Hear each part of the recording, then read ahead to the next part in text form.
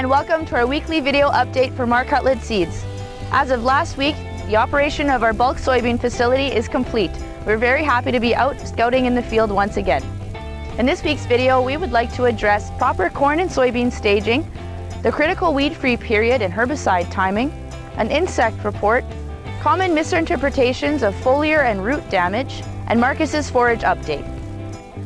I'm in a multi-variety corn plot near St. Anne, Manitoba, taking a look at the differences in staging between varieties. On the left, we have the P7455R that is entering the V3 stage since its third leaf collar is nearly complete.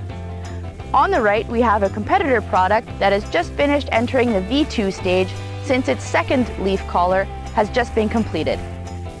The majority of this field is staged between V2 and V3 and falls in the critical weed-free period, which is V1 to V6. It is crucial to control weeds at this time to avoid yield loss. In heavy pressure cases, corn is susceptible to 50 to 60% of yield loss if competing directly with weeds.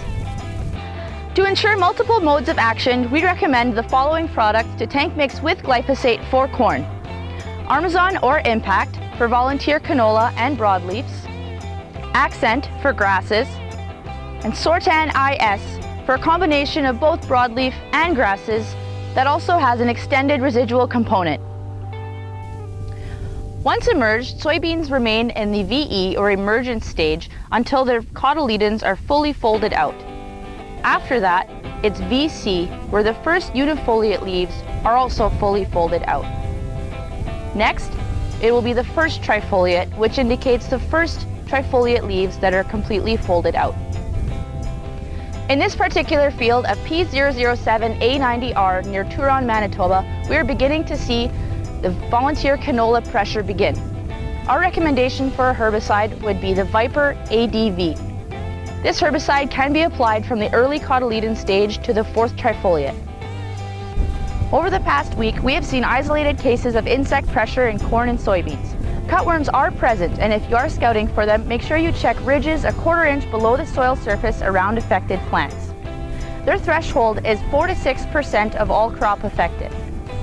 Wireworms are more difficult to scout as they damage the seed and roots below the surface.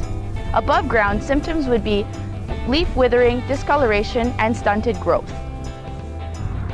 With the strong winds this spring, we have seen cases of leaf damage caused by blowing soil or sandblasting. These symptoms can resemble frost damage or herbicide burn. As for roots, it can be possible to mistake insect feeding for fertilizer burn with young plants. When scouting, be sure to check insect populations and consider your starter application system.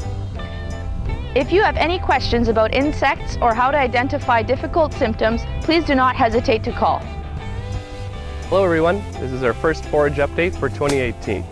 So far this season, we've noticed that grass fields as well as older alfalfa fields haven't overwintered terribly well, and as a result, you're going to want to scout those fields quite heavily. While you're out there scouting, count your stems. You want a minimum of 40 stems per square foot in order to justify keeping that field into 2019.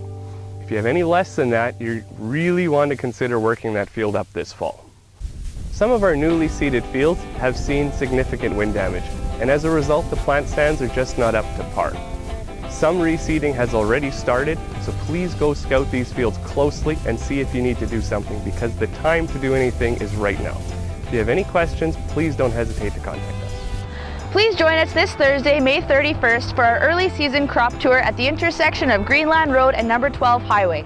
The tour will begin at 8:30 and we will cover emergence as well as a wide variety of topics for corn at this stage.